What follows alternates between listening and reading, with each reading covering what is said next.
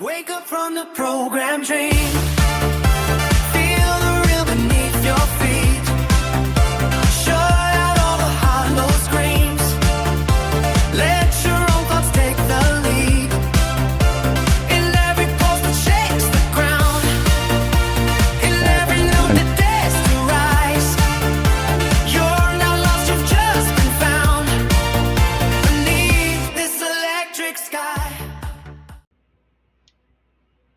Hi everyone, thank you for joining me for another episode of Matrix Navigate, episode 14. This is where you have just come out of the Matrix and you're trying to acclimate yourself. So this channel is going to help you do just that. We're going to find out what's really going on in the world, what's been happening before you woke up, and we just move on from there. So thank you for joining me today. And don't forget to like, comment, and share. And make sure you hit that hype button. And let's get this video up to 10 likes. Okay? So just getting started. So that's why we're starting low. And we're just going to graduate up. Okay? So thank you for taking this journey with me. So let's get started. Let's go.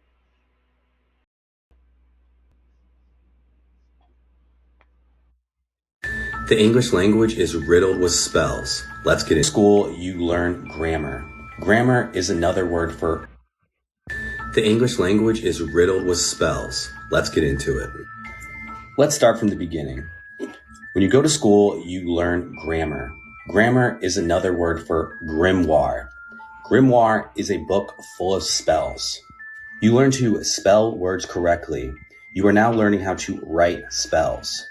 The word write, when spelled R-I-T-E, means a religious or solemn ceremony or act. You learn how to write in cursive, so you are now writing curses. You put words into sentences. The word sentence also means punishment. Let's take a look at another example. Whenever you're watching television programming, you are being programmed from somebody else's vision. You are watching a program on a channel, which means you are being channeled information. The actors are part of the cast, meaning they are casting spells.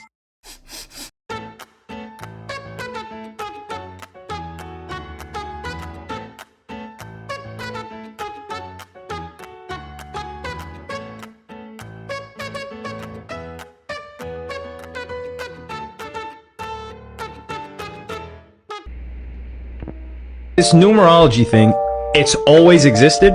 Of course. So then why is it, so like the English language hasn't always existed, but you use the numbers from it, like, oh, this is the third letter. So if you take something with a tool and you built it from that tool, of course it's gonna match. You understand? So they built the English language around the numbers themselves. So of course the numbers existed before the language.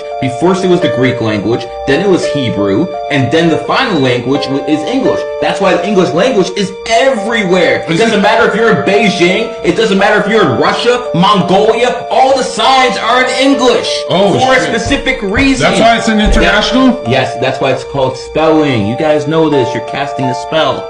Ooh. We out here on vacation in the Bahamas, another beautiful day. Check it out, check it out. Ooh. I want to talk to y'all for a minute about the power of perception. You see, there's a lot that goes in to being a hot social media content provider.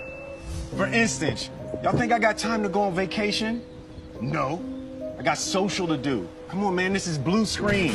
In fact, I'm gonna keep it 100 with y'all. I haven't looked like this good in years. I've been totally computer generated since like the 90s. You know what? This ain't even real blue screen. It's 2019, y'all. Nothing's real. Top of the week to y'all. The English language is full of curses and spells, hence why we learn how to write in cursive and how to spell in grade school. Each week we awake in the morning to go to our jobs on the weekdays to earn a living. The translation of that, trance Trance. Awake is a funeral for the dead. Mourning is what you do when you lose a loved one. You have to be in a weak daze to earn a living, since earn is the ashes, since earn are ashes for the dead, and job is Hebrew for persecution. And at the end of this, we get the weak end of the deal, and we're weakened. So, happy Monday.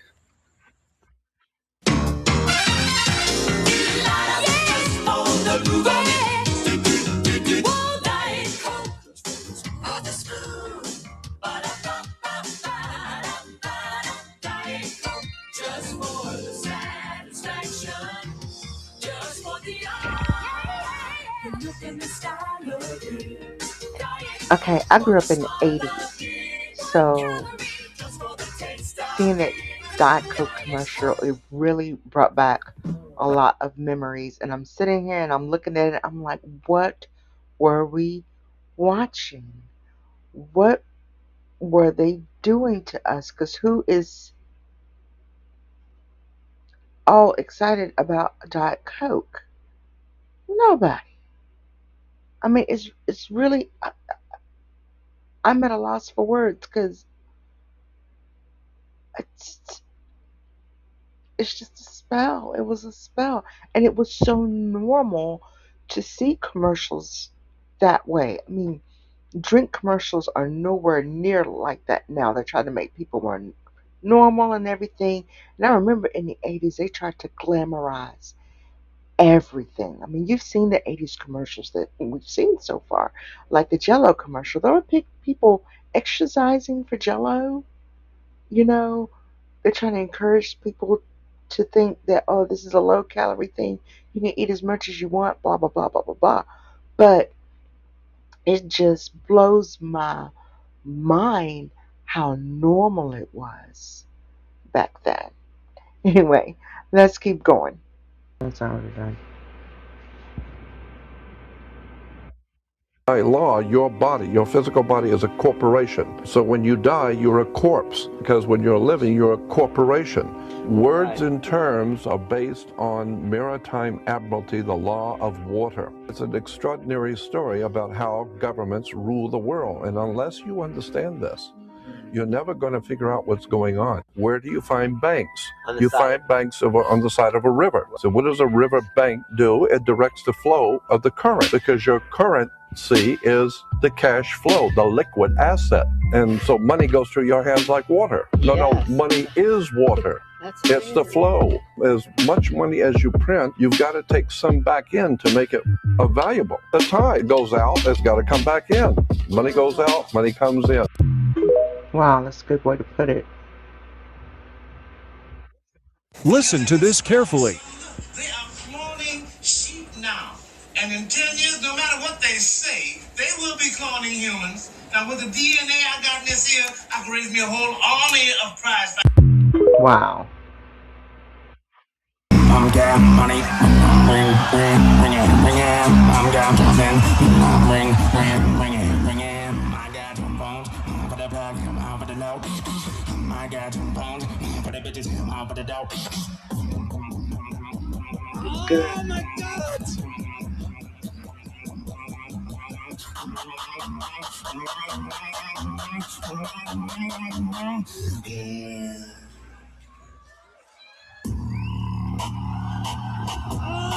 Man, his reaction.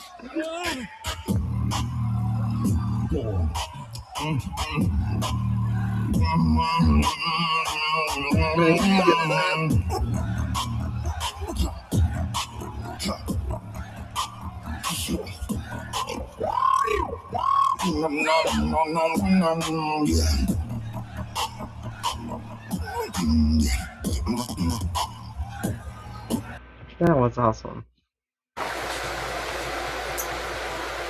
So when you was talking just now, you said test, right? Yeah. When you go to school, they put you through a test, right? Yeah. Now, I'm promising you that the English language is traps and spells. And my basic philosophy and foundation behind this isn't all original. A lot of it has been influenced and inspired by some. Hey, excuse me. Excuse me, ma'am. Ma'am, can you look over here to your right? To your right, ma'am. Over here. Yeah. Over here. Can you throw some of that over here? Yeah. Over here. Over here. Can you throw some of that over here? Because we don't get nothing over here. Path and putting us in the circumstances that we're in, whether we know it or not. That's what's going on, and that's what I believe. And ever since I've really been developing more of an understanding about this, I've been a happier individual, even though it's a lot of really shitty stuff going on around me and in my life and in the world. Somehow I feel so strong and I feel so good to be alive right now in this time. Now, the test thing that you were just talking about to Omer. I'm going to break test down and prove to you that the English language ain't nothing but a bunch of traps and spells. So how do you spell? I'm about to hold the camera up for you right now. How do you spell test? T-E-S-T. Let's get into the symbolism of these letters and how they're being used. And in the context that they're being used. In this particular context, they're being used in school environments where we're supposed to be teaching our future generations how to lead this planet and, you know, take care of and steward this planet. What they do is they put us, we undergo a series of tests when we go to school. Now the T as a symbol is this right here. That's what a T is as a symbol. The first T written, I guarantee you, did not look like this. I promise you that it looked like that. A cross. Symbol. Our language was based on symbols. Original languages, all based on symbols. Now, the cross gives you the four directions, okay? The four directions, the energy, where they're going to take it. The S symbolizes a path or a road, okay? Travel, okay? Movement. A S is a half of an 8. An 8 represents infinity, okay? The S represents where you move into right now, all right? In symbolism, the S is a representation of your movement, where you going. The E is the representation of your energy, what you think about, what you do with your time, and you know, and money and whatever. What you do for money, what you do with your money, what you do with your extra time. So what they do is they want to know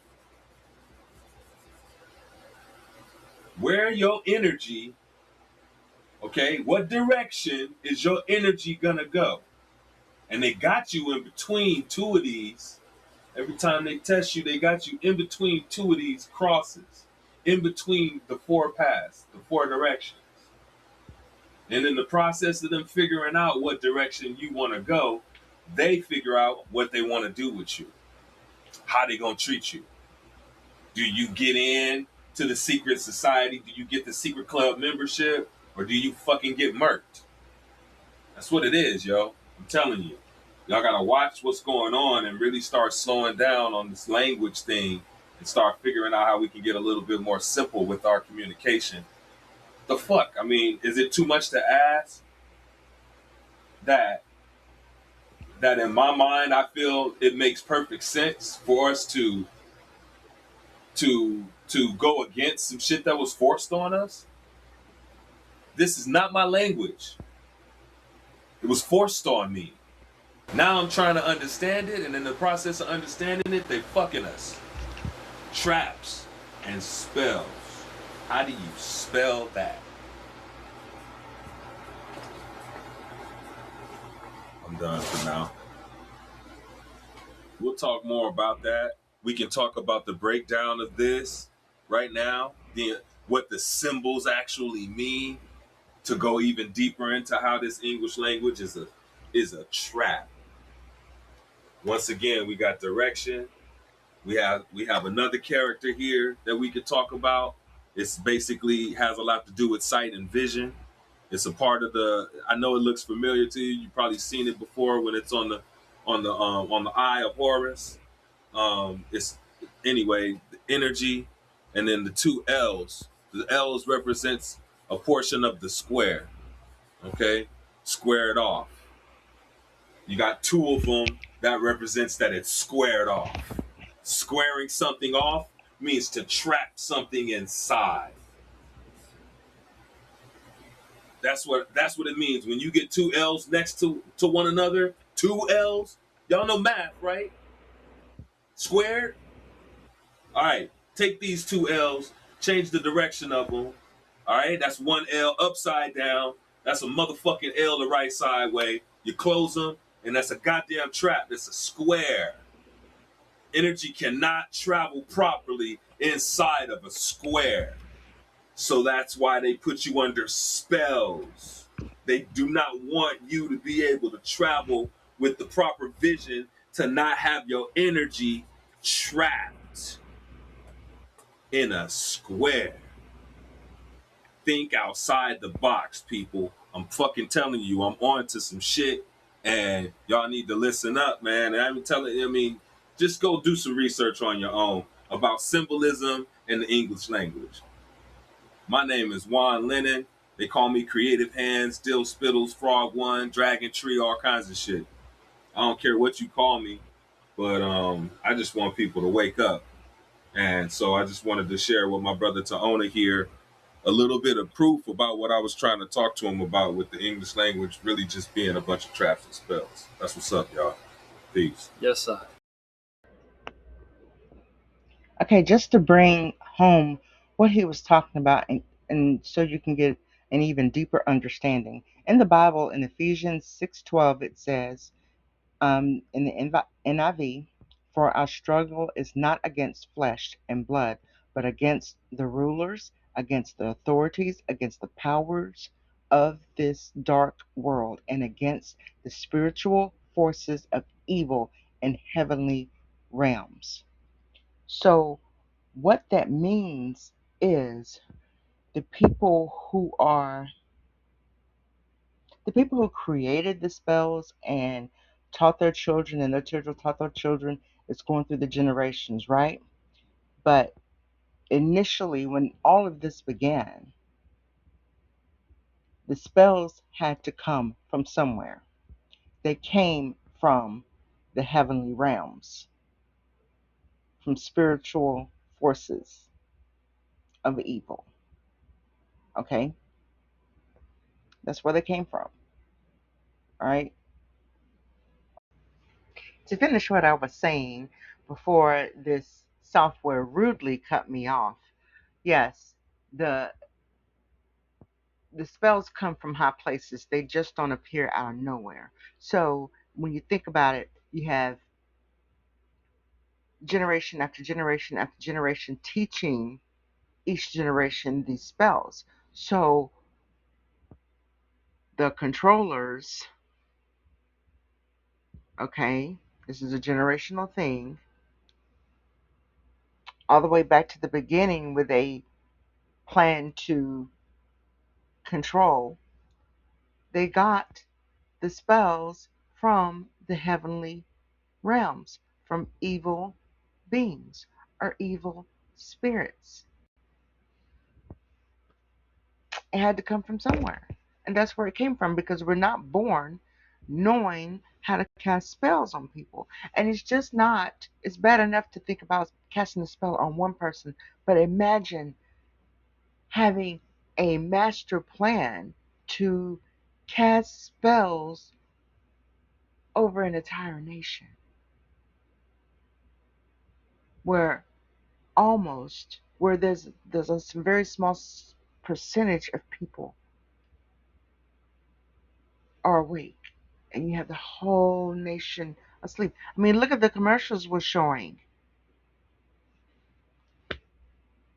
Look at their commercials. We looked forward to watching that mess.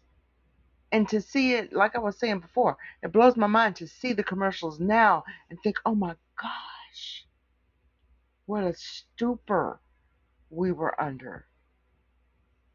But it's okay because we're learning and we're going forward, doing better and knowing better. So I hope that information about the spiritual realm reflects on the previous video so that you know how these things work. How are they getting spells? They're getting it from demons. They're getting it from the fallen angels. That's where they get them from. And they help them to this day. And there are people here who have been here for hundreds of years. Do your research and look it up. There's a lot of stuff out there on YouTube right now because right now they're just letting everything out. So go do some deep diving and you're going to find some very relevant things to what I'm saying. So let's continue with the video.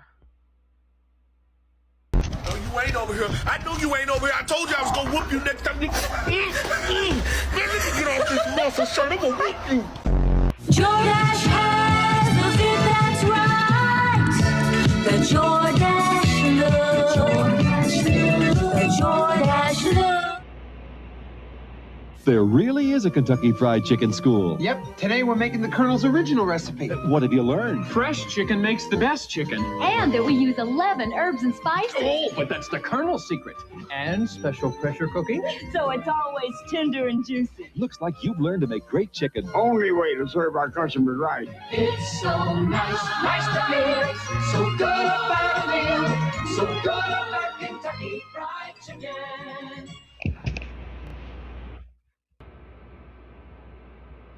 Every word we say is a magic spell. So spelling, spell casting, has been specifically used to denigrate ourselves. We are born into this world. Born comes from the English word barren.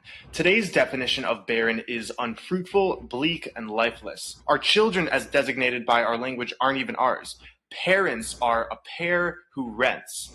Our governments, especially our courts, don't treat a parent's right to control and direct the upbringing of their child as a fundamental liberty. We're forced from a young age through many types of indoctrination, and our parents are helping in this process. Look at the word childhood. A hood is used to cloak and hide. The etymology of children is chill and dren. Chill means cold. Dren is a name meaning a strong and healthy individual. So children are strong individuals who must be chilled, made cold. Stay with me, this will all come together. In Ballantyne's 1948 Law Dictionary, the term human being says sea monster. When we see monster, we get the definition, a human being by birth, but in some part resembling a lower animal. In the Oxford New English Dictionary of 1901, a human is defined as belonging or relative to man, as distinguished from God or superhuman beings. So these definitions are telling us we're monsters, and the word live backwards is evil. Our language is telling us we're born as monsters who are bleak and lifeless to a pair who rents us out to the government and other corporations that indoctrinate us. Our childhood is spent under a cloak and we're evil when we live. Our sentences are made up of words. The word sisters in Greek mythology were fates or witches who controlled the fates of man. Every word we say directly affects our reality and ultimately our fate. The Egyptian deity Thoth is said to have invented language and writing. The original purpose was to use words for magic. In the 80s, there was a cartoon based on the show Alf, and they had one explosion, and for one frame in there, it showed this image of just Americana. It had the flag, it had the Statue of Liberty, it said the word America, and they busted them. They're like, what are you doing? And they're like, well, it's an explosion. We just wanted something that would maybe give a little bit of extra pop. And it wasn't illegal because it wasn't an advertisement, but it makes you wonder how many other cases like that are out there.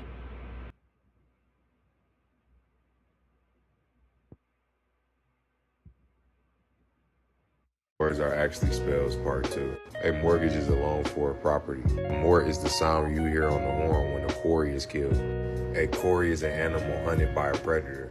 Mort means death in Latin. The word gauge has 2 meanings. The first one is a value object deposited as a guarantee of good faith. The second one is offer a thing or one's life as a guarantee of good faith. A mortgage is the offering of a lifetime for a house that you will pay off until death. Oh my gosh. Graveyard shift. Graveyard is a place to bury the dead.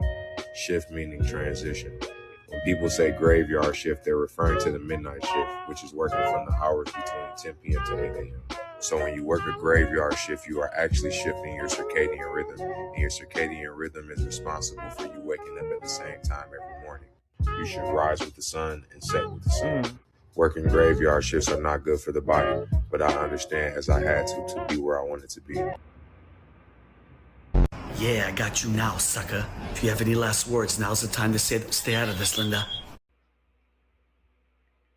Thank you for joining me for today's video. I hope you learned a lot of things. Let me know what you learned in the comments. And also in the comments, tell me what Colonel Sanders did at the end of that KFC commercial. Okay. Don't forget to like, comment, and share.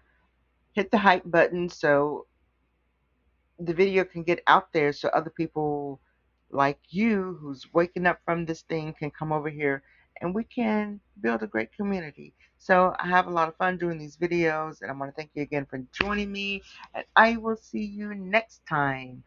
Bye. Wake up from the program dream.